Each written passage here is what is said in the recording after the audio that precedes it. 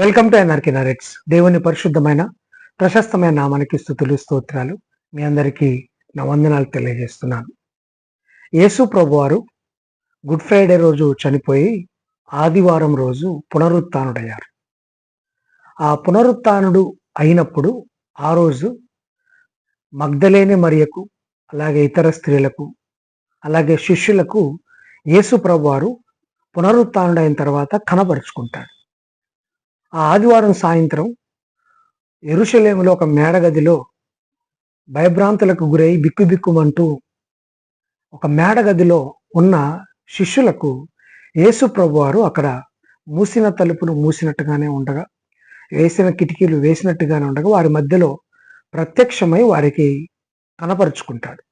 వారు కాస్త కంగారు పడతారు. కంగారు పడినప్పుడు భయపడొద్దు, మీకు సమాధానం కలుగును గాక అని వారి మధ్యలోకి వచ్చి ఆయన గాయములను చూపించి వాళ్ళని బలపరిచి, ధైర్యపరిచి, వారి మీద పరిశుద్ధాత్మ ఊది, అలాగే వారిని సేవకు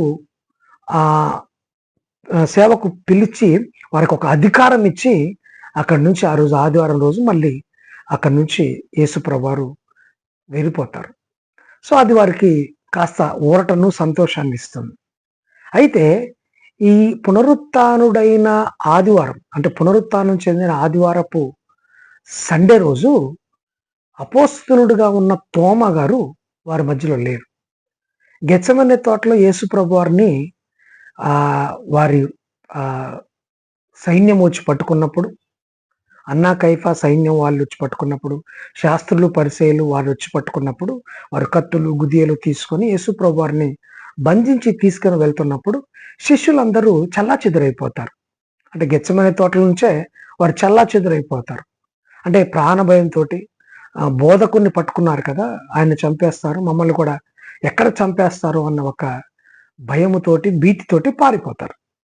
పారిపోయిన వారు కొంతమంది యేసుప్రభు వారిని దూరం నుంచి వెంబడించారు.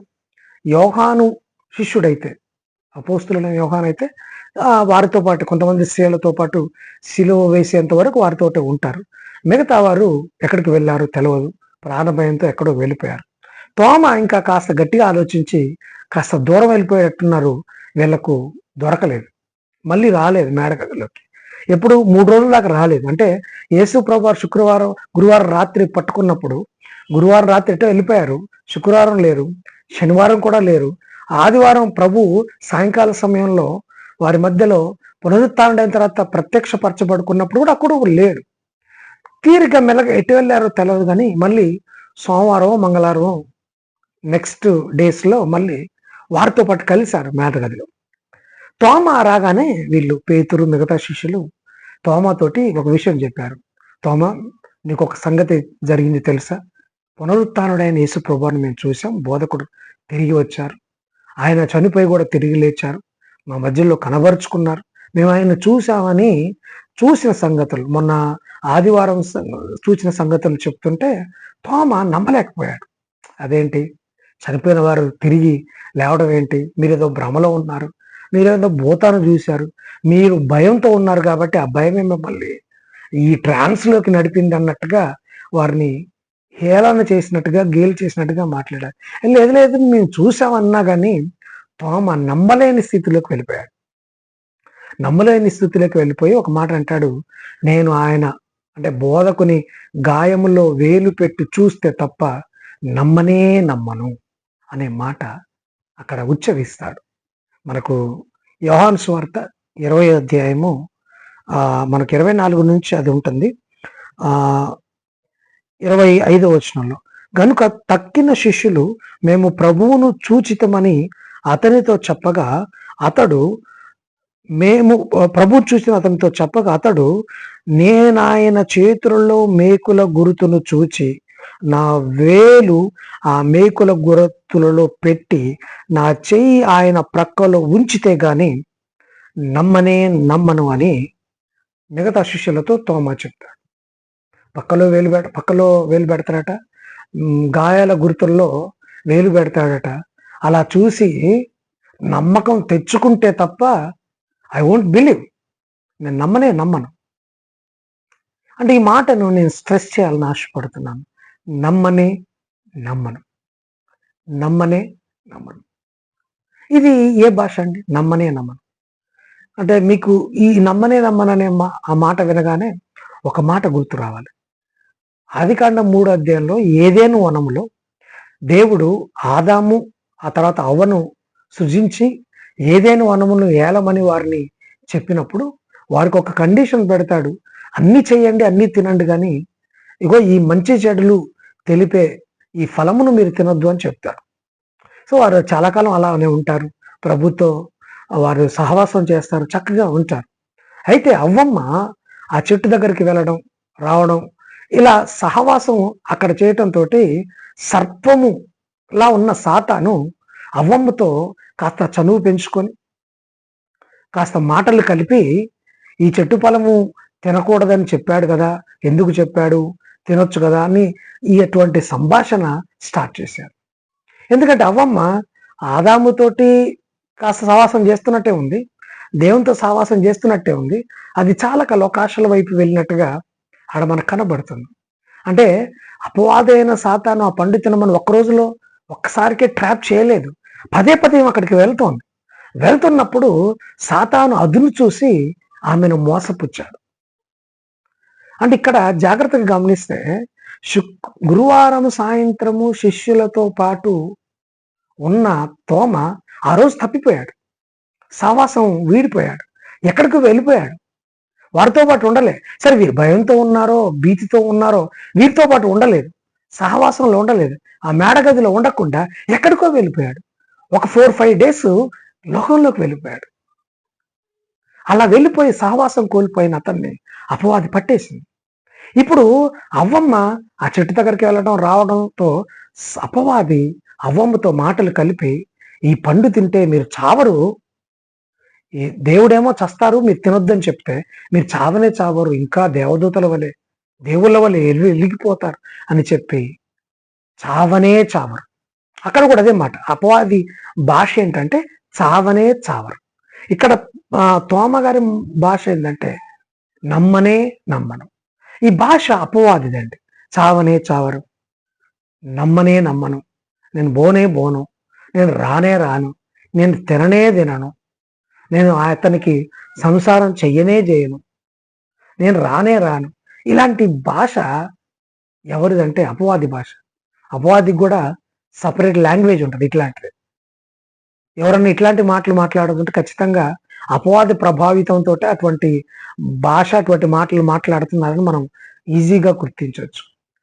ఎందుకు ఆ తోమ వాళ్ళు చెప్తున్నా, అరే మేము చూసారా బాబు అని చెప్తున్నా ఎందుకు నమ్మలేదంటే అప్పటికి అతను అపవాది అధీనంలోకి వెళ్ళిపోయాడు. లోకంతో స్నేహం చేశాడు. ఆ భయం అతన్ని లోకంలోకి తీసుకువెళ్ళింది. ఎవరిని మింగుదునా అని గర్జించి సింహాలే ఎదురు చూస్తున్న సింహమైన సాతానికి తోమ దొరికాడు, ఆవరించేశాడు. అందుకే ఇగో ఈ భాష వచ్చేసింది. నమ్మనే నమ్మను, నమ్మనే నమ్మను. అక్కడ మీరు చావనే చావరు. అపవాది అవ్వమ్మను ట్రాప్ చేసింది.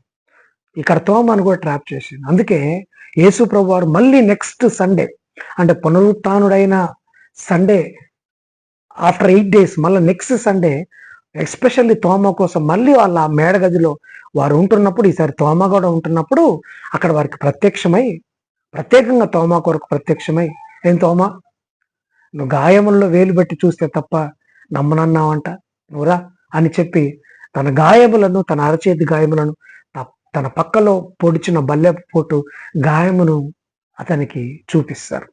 చూపించినప్పుడు అతని కన్నులు తెరవబడతాయి. అప్పటి వరకు అపవాది పొరలతో, అపవాది చేత అధీనంలో ఉండిపోయిన అతను ఎప్పుడైతే ప్రభు యొక్క గాయాలు చూసి ప్రభు ప్రత్యక్షపరుస్తాడో అప్పుడు అతను తన పశ్చాత్తాపంతో ఆయన ముందు మోకరిల్లి నా దేవ నా ప్రభు అని ఆయన్ను సాగిలపడి ఆయన ముందు మొక్కి తన యొక్క తప్పును ఒప్పుకుంటాడు. అప్పుడు యేసుప్రభు వారు అంటారు తర్వాత వచనంలో, చూచి నమ్మిన వారి కంటే చూడక నమ్మిన వారు ధన్యులు తోమ, అవిశ్వాసివి కాక విశ్వాసివై ఉండని 2 గొప్ప పలుకులు పలుకుతారు. ఈరోజు చాలా మంది మనకు ఏం పేరంటే విశ్వాసులు. క్రైస్తవులంగా మనకున్న పేరు ఏంటంటే విశ్వాసులు. మందిరానికి వెళ్తున్న మనం విశ్వాసులు. చర్చికి వెళ్తున్న మనం విశ్వాసులం. క్రీస్తుని కలిగి ఉన్న మనము విశ్వాసులం. ఫెయిత్ కలిగి ఉన్న మనం విశ్వాసులం. అయితే ఆయా సందర్భాల్లో మనకొచ్చిన శ్రమలు, మనకొచ్చిన కష్టాలు, మనకొచ్చిన ఇబ్బందులు, మనకొచ్చిన శోధనలు, ఇరుకులు, ఇబ్బందులు, అనారోగ్యాలు, ఆర్థిక పరిస్థితులు, ఇలాంటి వాటి వల్ల ప్రభావితం చెంది మనము విశ్వాసం కాస్త అవిశ్వాసంగా మారిపోతుంది. యేసుప్రభు వారు ఏమంటున్నారంటే, అవిశ్వాసివి కాక విశ్వాసివై ఉండు అని చెప్తున్నారు. మనం పేరుకే విశ్వాసులు, మన పేరే విశ్వాసులం, కానీ ఒక్కోసారి మనకు విశ్వాసమే లేకుండా పోతుంది. అవిశ్వాసులుగా మారిపోతున్నాం. అంటే అవిశ్వాసులుగా ఎలా మారుతున్నాం? అపవాది చెంతకు వెళ్ళిపోతున్నాం, అపవాది చెరలకు వెళ్ళిపోతున్నాం. మనకొచ్చిన శోధనను బట్టో, మనకొచ్చిన ఇబ్బందిని బట్టో అపవాది మనల్ని క్యాష్ చేసుకొని, మనల్ని ట్రాప్ చేసి, వాడు మనల్ని వాళ్ళలోకి లాగుతూ ఇలాంటి భాష మనతో మాట్లాడిస్తుంటాడు. ఎప్పుడు అవిశ్వాసంలోకి వెళ్ళకూడదు. మన నమ్మకము యేసయ్య పైనే ఉండాలి. వారు అంతకుముందు వారు చూడకుండా నమ్మారు. పేతురేమో గాయముల్లో వేలు పెట్టి చూస్తే నమ్మనని చెప్పి పెట్టాడు, చూశాడు. కానీ యేసు ప్రభువు నుంచి ఒక వార్నింగ్ పొందుకున్నాడు. ఆ వార్నింగ్ తోమాకే కాదు మనకు కూడా. ఎందుకంటే మన ఫెయిత్ అనేది యేసు ప్రభు వారి మీద ఉండాలి. నా కార్యాలు జరిగితేనే, నాకు ఉద్యోగం వస్తేనే, నా కుమారుడు కలిగితేనే, లేకపోతే నాకు ఉద్యోగం వస్తేనే, నాకు ఇల్లు కట్టకబడితేనే, నాకు అది జరిగితేనే, ఇది జరిగితేనే, ఇది చేస్తేనే నేను యేసు ప్రభువుని నమ్ముతాను, యేసు ప్రభు. ఇలాంటి మాటలు మాట్లాడకూడదు. ఆయన ఏమై ఉన్నాడో దాన్ని బట్టి మనం నమ్మాలి, విశ్వాసముతో నమ్మాలి. నిరీక్షించు వాటి యొక్క నిజ స్వరూపం అయింది, అది నమ్మాలి. అంతేగాని రుజువులతో నమ్ముతాను, లేకపోతే నేను ఫ్యాక్ట్ మనిషిని, లేకపోతే నాకు అన్ని ఫ్యాక్ట్స్ కావాలి అని ప్రాక్టికల్గా ఉంటాను నేను అంటే కుదరదు. యేసుప్రభు ఫెయిత్ అనేది నమ్మాలి, నమ్మకం ఉంచాలి, ఆయన మీద ఆనుకోవాలి. కానీ అలా చేయకుండా ఆయన రుజువులు కావాలని అడిగాడు, సైన్స్ కావాలంటే సిగ్నల్స్ కావాలని అడిగాడు, సూచనలు కావాలని అడిగాడు. సూచనలు ఇచ్చాడు, కానీ వార్నింగ్ కూడా ఇచ్చాడు. దాంతోపాటు చూడక నమ్మిన వారి ధన్యులు అన్నారు. ఈరోజు మనము యేసుప్రభు వారు పునరుత్థానుడైన సంగతి మనం చూడలేదు, కానీ ఆయన అయ్యాడు, ఆ శక్తి మనకుంది. ఆయన మళ్ళీ తిరిగి లేచాడు, మళ్ళీ 40 దినాల తర్వాత పరలోకానికి ఆరోహణం అయిపోయాడు, పరిశుద్ధాత్మ దేవుని మన మధ్యలో ఉంచాడు, ఆయన మళ్ళీ వస్తాడు. ఇదంతా ఫెయిత్, ఇది నమ్మాలి, ఇది విశ్వాసం. ఈ నమ్మకమే మనల్ని బలపరుస్తుంది, ఈ నిరీక్షణే మనల్ని పరలోకం చేరుస్తుంది. తోమా నమ్మలేదు, నమ్మనన్నాడు. ఈరోజు అపవాది చెరలోకి వెళ్ళదు. అపవాదికి లోకంతో పని లేదంటే లోకస్తులందరూ వారి వాళ్ళే, కానీ ఎవరితో పని అంటే మనలాంటి వారితో పని, క్రైస్తవులతో పని, విశ్వాసాలతో పని, సేవకులతో పని. చక్కగా క్రీస్తులో జీవిస్తున్న వారిని ట్రాప్ చేయటమే అని పని. 3.5 సంవత్సరాల పాటు యేసు ప్రభు వారితో ఉన్నారు. తోమ యేసు ప్రభు దగ్గరే ఉన్నారు. ఆయన భుజం ఆనుకుంటూ నడిచారు, జీవించారు, పడుకున్నారు, తిన్నారు, ఎన్నో అద్భుతాలు చూశారు. ఒకనొక సందర్భంలో ఆయనతో పాటు మనం వెళ్ళి చచ్చిపోదాం అన్నట్టుగా ఒక డేరింగ్ స్టేట్మెంట్ కూడా ఇచ్చాడు లాజరు చనిపోయిన క్రమంలో. ఇటువంటి తోమ చివరాఖరికి సహవాసాన్ని వీడి, వారితో ఉన్న బంధాన్ని వీడి ఎప్పుడైతే లోకంలోకి వెళ్ళాడో అపవాది అతన్ని క్యాప్చర్ చేసింది. ఈరోజు చాలా మంది మందిరానికి రాకుండా, లేకపోతే సహవాసానికి దూరం అయిపోయి ఎక్కడెక్కడో తిరుగుతున్నారు. ఒకరోజు రాకపోతే ఏమవుతుంది, లేదా ఒక 2 నెలలు రాకపోతే ఏమవుతుంది, 1 నెల మందిరానికి రాలేకపోతే ఏమవుతుంది, పరిశుద్ధులతో సహవాసం లేకపోతే ఏమవుతుంది అని అనుకుంటున్నారు. కానీ పరిశుద్ధులతో సహవాసం మందిరానికి రెగ్యులర్గా క్రమంగా రాకపోవటం వల్ల అపవాది మనల్ని క్యాప్చర్ చేస్తాడు. అపవాది ఏలుబడిలోకి వెళ్ళిపోతే మనకు తెలియకుండానే అపవాది భాష వస్తుంది, అపవాది ప్రవర్తన వస్తుంది, అపవాది యొక్క అధీనంలోకి మనం వెళ్ళిపోతాం. అప్పుడు అవిశ్వాసులుగా మారిపోతాం, మనలో నమ్మకం ఉండదు, విశ్వాసాన్ని కోల్పోతాం. అదే సాతాను మనలో విశ్వాసం లేకుండా చేయటానికే వాడు ప్రయత్నం చేస్తాడు. మనం అలాగే నమ్మకం లేకుండా యేసుప్రభు వారి మీద, ఆయన చర్యల మీద, ఆయన కార్యాల మీద నమ్మకం లేకుండా చేయటానికి అపవాది ప్రయత్నం చేస్తాడు. అలా ప్రయత్నం చేసి మనల్ని పడగొడుతుంటాడు. కాబట్టి జాగ్రత్త. తోమాని చూసి ఈరోజు మనం బుద్ధి తెచ్చుకోవాలి. ఆయన ఏమన్నాడంటే, నా దేవా నా ప్రభువా నన్ను క్షమించు అన్నాడు. అతను బుద్ధి తెచ్చుకున్నాడు. తోమ కొరకు మరొక్కసారి ప్రత్యక్షమైన యేసయ్య ఎదుట ఆయన బుద్ధి తెచ్చుకొని క్షమించమని అడిగాడు. అప్పటి నుంచి అవిశ్వాసి ఎన్నడూ కాలేదండి. తోమ గారు ఆ రోజు క్షమాపణ పొందుకొని, ఆ రోజు పశ్చాత్తాపడి, ఆ రోజు నుంచి తిరిగి యేసు ప్రభు వారు తిరిగి అతనికి పరిశుద్ధాత్మ శక్తి ఇవ్వడంతో ఎక్కడా మళ్ళీ అవిశ్వాసపు పాళ్ళు తనలోకి తీసుకురాలేదు. మళ్ళీ ఎప్పుడు రుజువులతో కూడిన నమ్మకాన్ని ఆయన కోరలేదు. అక్కడి నుంచి బబులోని వెళ్ళారు. యేసుప్రభు చనిపోయిన తర్వాత పునరుత్థానం పైకి లేచిన తర్వాత శిష్యులందరూ స్కాటర్ అయిపోయారు వివిధ దేశాలు. బబులోని వెళ్ళి అక్కడ సేవ చేశారు. క్రీస్తు శకం 52వ సంవత్సరంలో భారతదేశానికి వచ్చారు. బబులోని ప్రాంతంలో సేవ చేస్తున్నప్పుడు ఎవరో హిందూ దేశం భారతదేశం గురించి చెప్పినప్పుడు ఆయన ఈ దేశంలోకి వచ్చారు. కేరళ ప్రాంతానికి వచ్చారు. అలాగే పంజాబ్ ప్రాంతంలోకి వచ్చి అక్కడ ఒక రాజుగారిని కూడా మార్చిన చరిత్ర మనకుంది. అలాగే కేరళలో 7 సంఘాలు కట్టాడు. 7 సంఘాలు కట్టిన తర్వాత అతను తూర్పు వైపుగా ప్రయాణించి ఇప్పుడు చెన్నై మద్రాసులో మద్రాసు దగ్గర ఆయన కేంద్రంగా చేసుకుని అక్కడ ఒక కొండ ఉంటే ఆ కొండ పైన కేంద్రంగా చేసుకొని అనేక సువార్తను అనేక మందిని మార్చి కొంతమంది రాజులను అధికారులను గొప్ప గొప్ప వారిని మార్చేసాను. తండోపతండాలుగా ఆ mount Saint Thomas mount, little mount అంటారు. ఇప్పుడు మీనంబాకం ఎయిర్పోర్ట్కు పక్కన ఉంటున్న కొండలు, ఇప్పుడు అప్పట్లో మద్రాసు కూడా అనేవాళ్ళు కాదు, చెన్నపట్నం అనేవాళ్ళు కూడా మైలార్పూర్ అనేవాళ్ళు. మైలార్పూర్ ప్రాంతంలో ఆయన సేవ చేశాడు. అక్కడ నుంచి కొంతకాలం చైనాకు కూడా వెళ్ళొచ్చారు. చైనా నుంచి మళ్ళీ తిరిగి మద్రాసు ప్రాంతాన్ని కేంద్రంగా చేసుకొని కేరళ, మద్రాసు, అలాగే కర్ణాటక, ఆంధ్రప్రదేశ్లోని కొన్ని భాగాల్లో ఆయన అటువంటి ప్రజలను ప్రభావితం చేసి కొన్ని లక్షల మందిని ప్రభావితం చేశారు. ఇప్పుడు వెనుదిరిగి చూడలేదు. పగలంతా సువార్త చెప్పడం, పగలంతా క్రీస్తుని ప్రబోధించడం, సాయంకాల సమయంలో తను ప్రార్థించుకునేవాడు.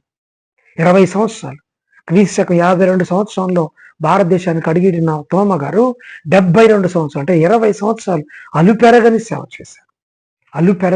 చేశారు. ఆ సేవ చేసి అతను 72వ సంవత్సరంలో కొంత గిట్టని వారు, కొంతమంది వ్యతిరేకులు అందరినీ క్రైస్తవ్యంలోకి లేకపోతే క్రీస్తులోకి మారుస్తున్నారు అన్న గిట్టని వారు అతను ప్రార్థన చేసుకుంటున్నప్పుడు వెనక నుంచి బల్లెపు పోటుతో అతన్ని పొడిచినప్పుడు అతను